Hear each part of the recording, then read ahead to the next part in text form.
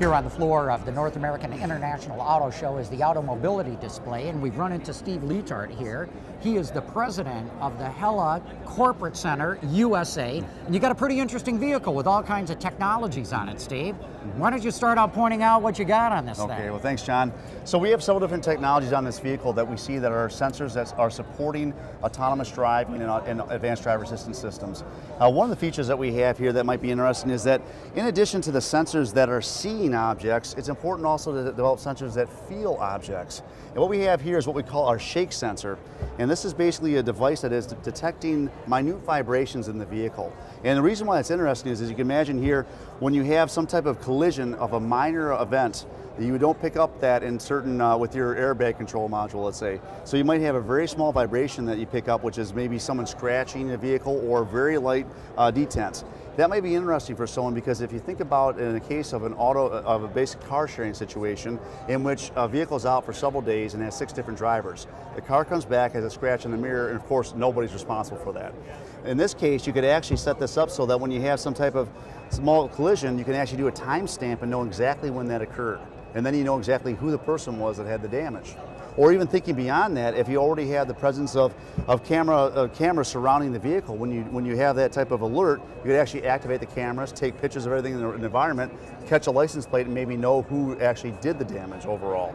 That's going to be very beneficial, especially when we get into more ride sharing and car sharing. Absolutely, and some of the things you can see here, we actually go into production later this year, and another interesting aspect we can see from a safety standpoint with this is that we have one called road collision sensing that we utilize as technology. And there we're mounting behind the fender well here, and what we're detecting is how many water droplets are coming off of the tire and then hitting the back of the wheel well.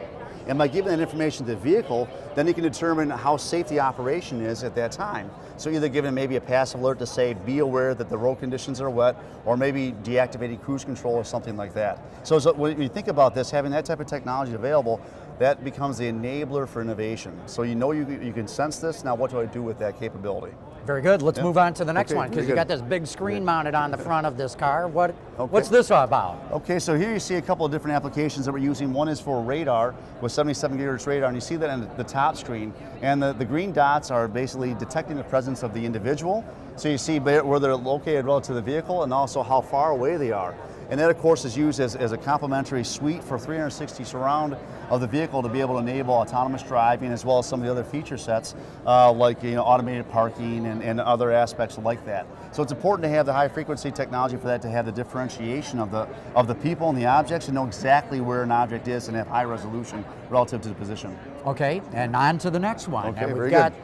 The Hella logo displayed right on the ground here. Yeah, so what you see here, John, is what we call the multi-lens array. And what that is basically a light that has 170 different micro lenses. And they're, in this case, projecting all the same image. Now what that allows you to do is that we actually mount this underneath the rocker panel in an area that typically is getting very dirty. And you've seen some cases where you have puddle lamps projecting a logo like this on the ground. One lens, if it gets occluded with mud, you don't see the whole image or at all. And also when the door moves, so does the image. In this case, it's stable relative to the vehicle, and then because we have all these separate lenses on there, if 50 of them become partially occluded, you're still seeing the image with high resolution. So it makes it easy to mount that there, and then you think about the different possibilities that it generates. Not only do we talk about individualization, as we have with the logo here, but if we come around the vehicle, you can see another aspect where we can see that you can start to use this type of technology for safety aspects.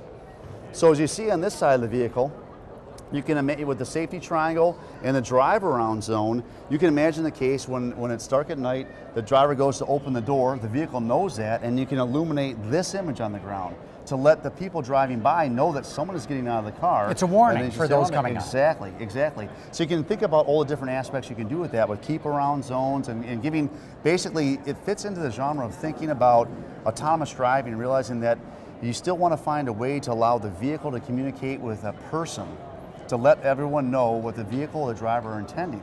And you can only really do that with something visual, and if you want it to be dynamic or changing, you can do that with light in the most effective way. Very interesting what you're doing, especially with the lighting of the car. Yeah, thank you. Steve Leitart, thanks so much. Thanks a lot, John. Yeah, thanks for showing us what Hella's up to these days. Thank you very much.